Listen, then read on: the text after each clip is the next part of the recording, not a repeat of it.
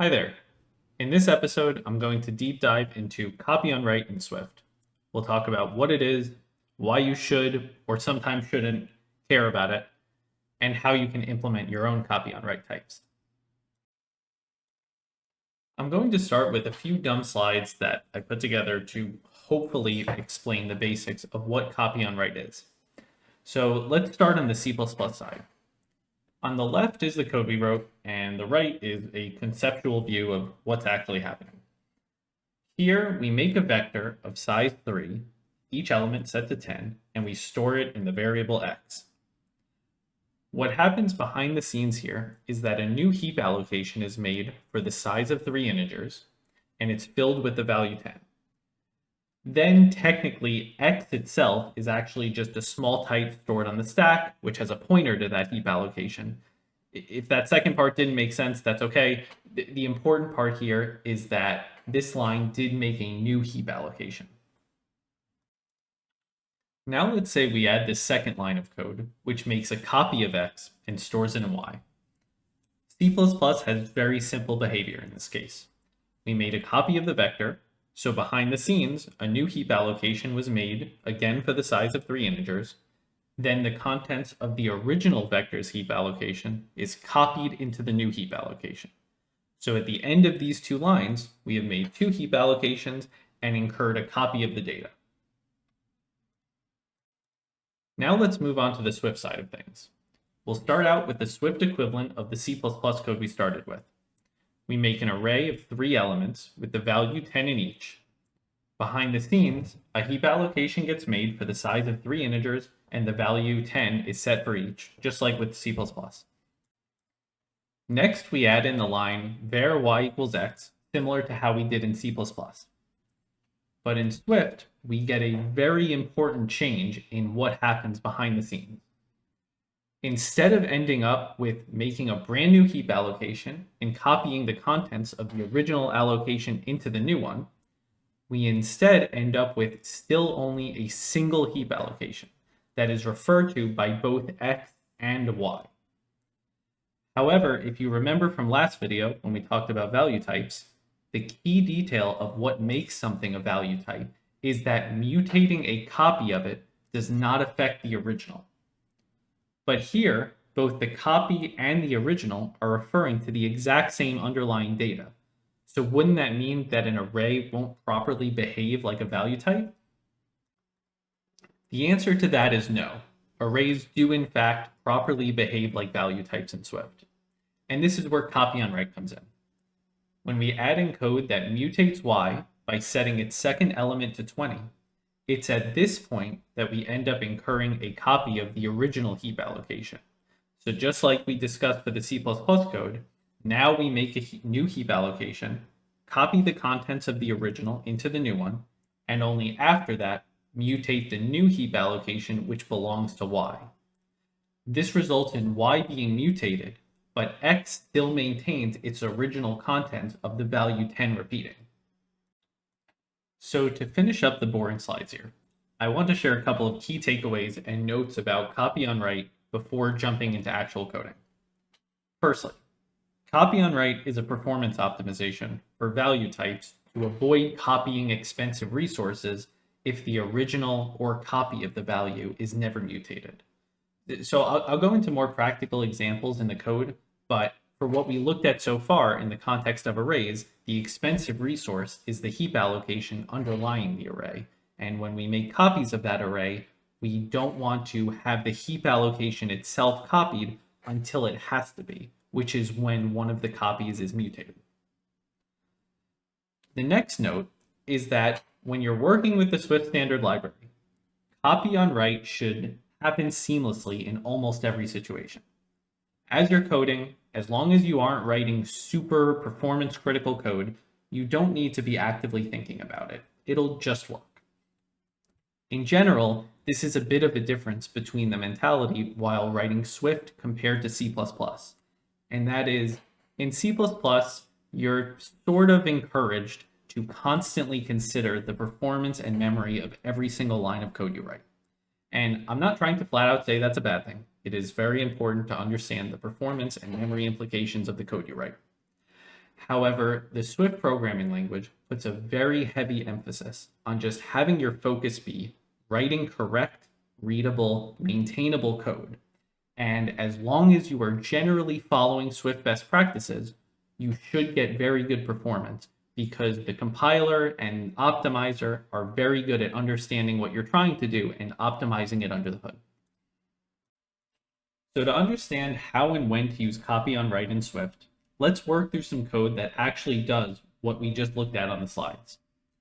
In the slides, we discussed the std vector on the C++ side and array on the Swift side, but for these code examples, we're going to look at custom implementations for a fixed size integer array, just for simplicity. As shown in the slides, it's rare to see copy on write implemented for C++ types. You can definitely do it, but in C++, it's often not recommended because the language is much more explicit about when something is passed by reference compared to being passed by value, which essentially means by copy. Here we have the implementation of fixed size integer array in C++. For the purpose of getting a good understanding of what's happening behind the scenes, I'm not using any sort of smart pointers for the standard library at all, actually, but just note that in practice, you would want to use those things. So here we have the fixed size integer array class. It has a constructor that takes the size and the value to start each element at. When the constructor is called, it does what we mentioned in the slides, which is it makes a new heap allocation for the size of whatever the size was requested, and it stores the size as well separately. Then it just iterates through each element of that heap allocation and assigns it to the starting value.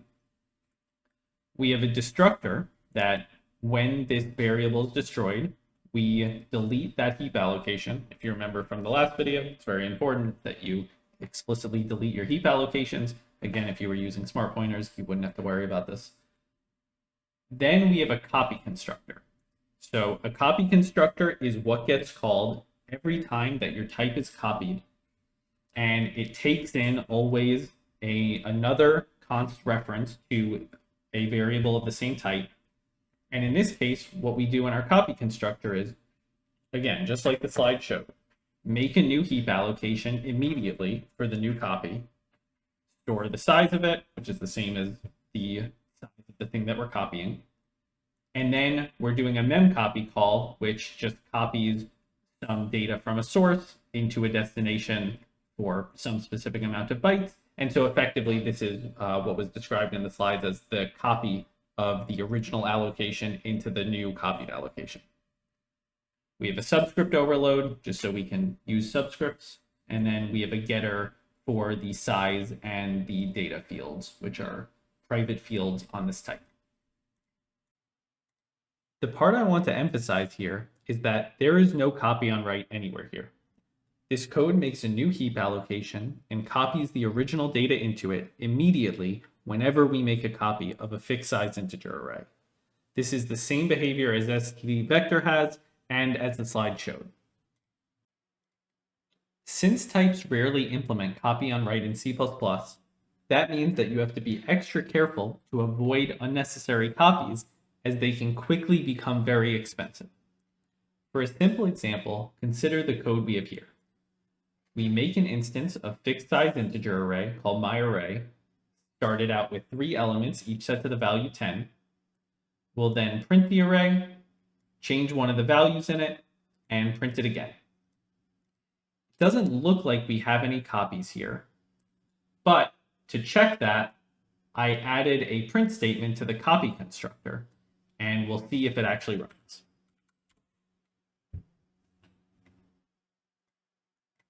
And so in the output, we can see one made a copy and another. So with this code, we end up making 2 copies of this array, which means 2 extra heap allocations, 2 extra mem copies. That is not good. The reason here is actually a very simple mistake, which is that the print array function is taking in the array by value, which, as discussed before, essentially means by copy. So whenever we pass an array to the print array function, we incur a completely new copy, which means a heap allocation and a mem copy. The fix for that is fairly simple. We just need to make this function take in a reference instead of a value. And while we're at it, it should actually take in a const reference because we're not mutating the array. Once we add this, if we rerun it, now we see there is no meta copy printed out. So we have gotten rid of the copies, but the point of this is to show that in C++, since copy on write isn't a common practice, you do have to be very careful of simple mistakes like this because they can very quickly hurt your performance. Okay, now we are looking at Swift code. To start out, the first goal is going to be to replicate as much of that C++ code in Swift as possible, which I've tried to do here. I'm going to walk through it, we'll see what it does, and then we'll start talking about the billions of issues with it and how we go about fixing them. So we have a struct called fixed size integer array.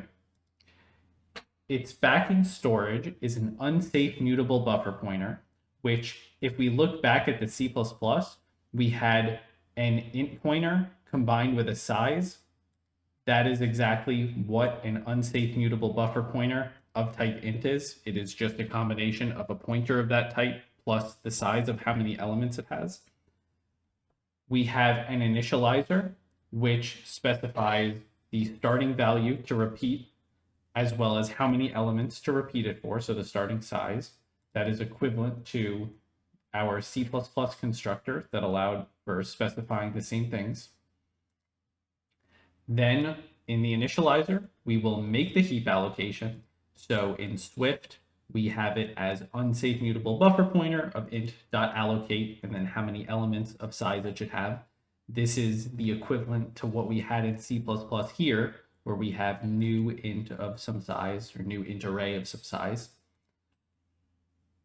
Then we initialize each element to the value, because that's what the constructor is supposed to be doing.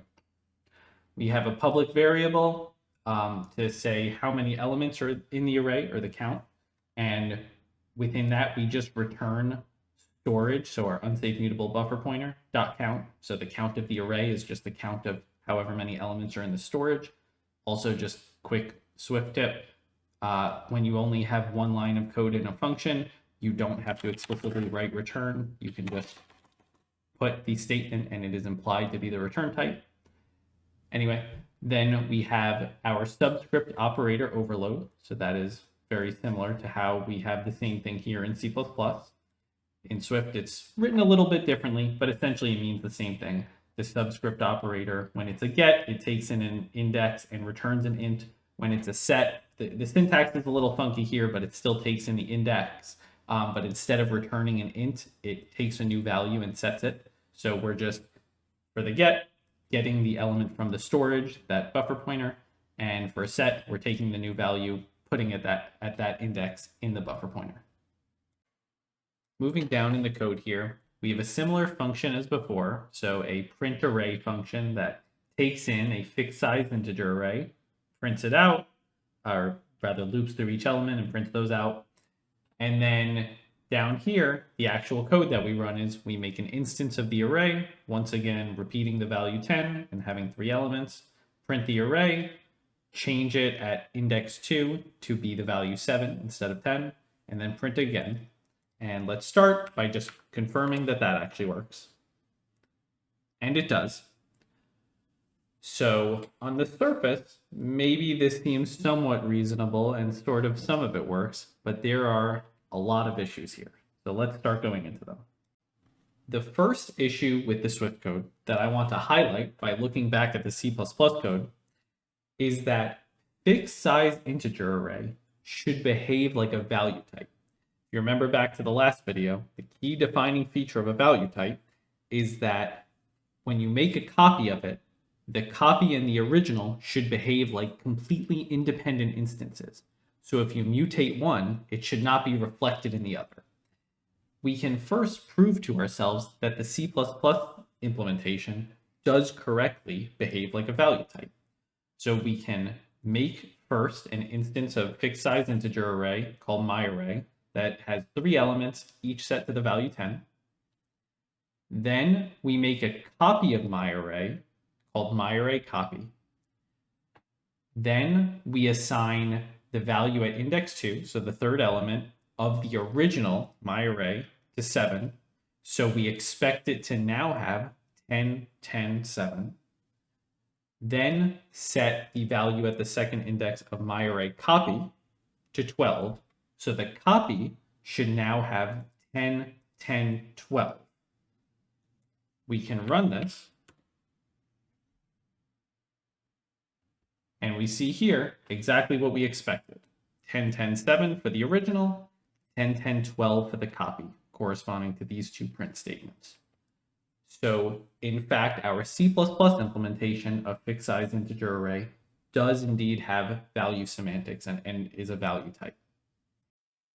Now I have here the same exact type of code in Swift. So we make an instance of myArray, again, with the value 10 being repeated for 3 elements.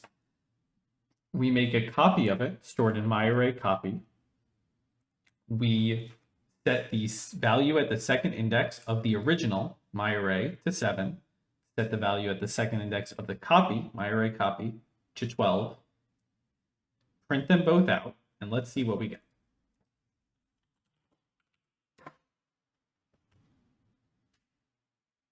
You can see here, we get 10, 10, 12, and 10, 10, 12. In the C++, we got 10, 10, 7, and 10, 10, 12. That one was correct. The Swift here is not giving the correct result. What's happening is, fixed size integer array, as it is currently defined in our Swift implementation here, is behaving like a reference type. On line 37, when we set the value at the second index of the copy to 12, it is actually overwriting when we set the value at the second index of the original to 7, which means that both myArray and myArray copy are essentially references to the same underlying data, which is not what we want, because fixed size integer array is a struct and should behave like a value type in Swift. The reason why we're getting reference type behavior for our fixed size integer array is because our backing storage type, our unsafe mutable buffer pointer, has reference type semantics. So when we make a copy of the storage, that is actually just another reference to the same underlying data. So when we make a copy of fixed size integer array, that automatically just copies this storage to the new copy of fixed size integer array, but ultimately that is a reference to the same underlying data. What we're really missing here is a key part of our C++ implementation, which is this copy constructor. We added this copy constructor that when we make a copy, it explicitly goes and makes a new heap allocation, then copies the contents of the original into the new one. In our Swift implementation, we don't have that, and that is why we get reference type behavior. So from there, you might ask, okay, well, can you just add a simple copy constructor like we had in C++? And the answer is no. Swift does not support copy constructors, actually for classes or structs, I think, but definitely not for structs. And so we kind of need to attack this problem in a fundamentally different way. And the common pattern to solve this issue is to make a copy on write value type. So we want fixed size integer array to be a copy on write type. And there's a couple of steps we're going to follow in order to make that happen. And those steps are, first, we'll make a new reference type, so a class, which holds the underlying resource, such as a heap allocation. Then we'll change our value type, our struct, to have an instance of that reference type that we made in step 1. And lastly, we'll have the value type do a uniqueness check on the reference type before mutating it. And if it's not uniquely owned by that instance of the value type, then we'll make a copy. So I don't know how much sense that made without actually seeing code, but we'll jump into it now and then hopefully it will make sense. To do step 1, I made a new class called underscore fixed size integer array storage. This is a class, so it's fulfilling being a reference type. And it holds the underlying resource. So now the storage, the unsafe mutable buffer pointer, is in this class. And actually, in practice, all I did was I copy and pasted the implementation of what was in the struct into the class. Now we can do step 2, which is to change the value type, so the struct, to have an instance of the reference type. So instead of holding the underlying resource itself, I'm going to change this to actually be an instance of fixed size integer array storage. Then actually all we have to do to finish up step 2 is just correspondingly change how we initialize this instance variable. So it is no longer an unsafe mutable buffer pointer. Now it is a fixed size integer array storage, and it has the same initializer that we defined here. And we can just forward the arguments along to it. We don't need to manually initialize the unsafe mutable buffer pointer because that is now encapsulated in the initializer that we made in the reference type. So with that done, we've actually finished steps 1 and 2 here. We are at a state point where we can run the application, although we haven't actually solved our issue yet. When we run this, overall, if you remember what we were trying to do, we're trying to have it not do reference type behavior, where on line 62, when we write 12 to the value at the second index of the copy, it should not be mutating the original. For now, it still is because we haven't finished, but once we finish, this should actually work. One more thing to note is that this whole time, we have actually been leaking the memory of this heap allocation. So similar to in C++, where you have to pair every call to new to make a heap allocation with a corresponding call to delete to free that heap allocation. In Swift, when you're using unsafe pointers or unsafe buffer pointers or any of the unsafe pointer types, you do have to pair any calls to allocate with a call to deallocate. The issue is when we only had a value type or a struct, we couldn't do that because in Swift, you can't actually put a destructor on a struct. But on a class, you can put a destructor. So what we can do here is we can put a D in it and we can say storage.deallocate. So that's just an important note I want to just throw in, which we can do now that we have a separate reference type that is owning the underlying storage. The last thing that we need to do to successfully implement a copy on write type is step 3. Have the value type do a uniqueness check on the reference type before mutation, make a copy if not unique. Now, what does that actually mean? It sounds more complicated than it is. Essentially, what we need to do is whenever a function is called that will mutate this instance of fixed size integer array, we need to check, are we, and by we, I mean this instance of fixed size integer array, the only owner of this backing class? So is there anyone else who has a reference to it? For example, is there another instance of fixed size integer array that has a reference to it? If not, and we're the only owner, then we don't need to do anything. We're the only one who has a reference to it. We can mutate it as we'd like. But if there are other owners of it, we need to make a copy such that when we make the mutation, it doesn't actually impact those other owners. And the way you do that in Swift is by using this magic function called isKnownUniquelyReferenced. This is a function in the Swift standard library that takes an in-out reference to an object. So what that means is just you put ampersand and then the name of a class or the name of an instance of a class, and it will return true if there is only one living reference to that class. So in this case, if it returns true, it means this instance of fixed size integer array is the only one who has a reference to this instance of the storage. If there are multiple, then it will return false. And then within this block, all we need to do is make a copy. In order to make doing that copying easier, I just went ahead and made this utility initializer for our underlying reference type. So it's an init copy from other. What this does is it's an initializer, so you can make a new instance of the underlying storage type, and it'll make it as a copy from an existing instance. So specifically, it'll take this other and it'll make a new heap allocation of the same size as the one we're copying from. And then it will just copy the contents from that other one into this new one. This is semantically exactly similar to what our copy constructor is doing from the original C++ implementation.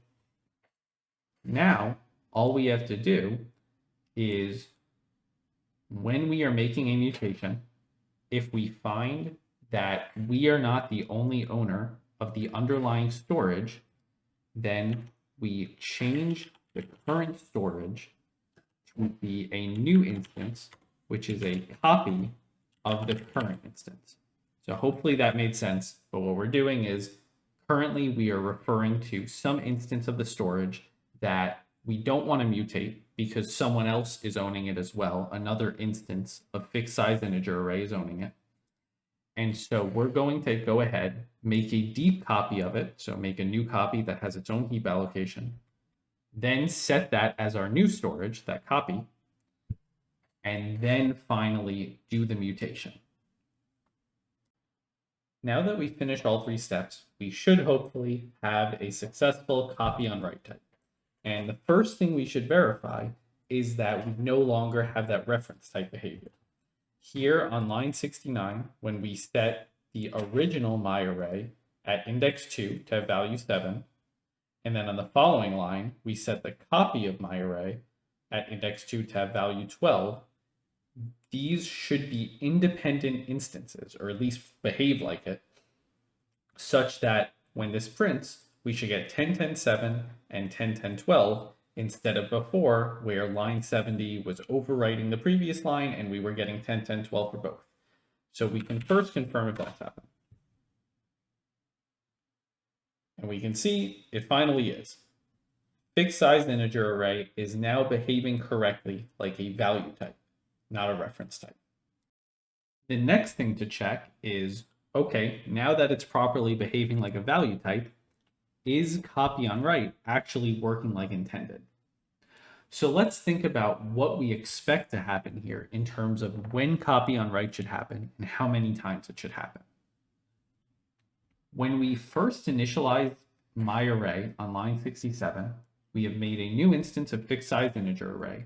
It should make a new storage, and it is the only owner of that storage. There is one reference to it.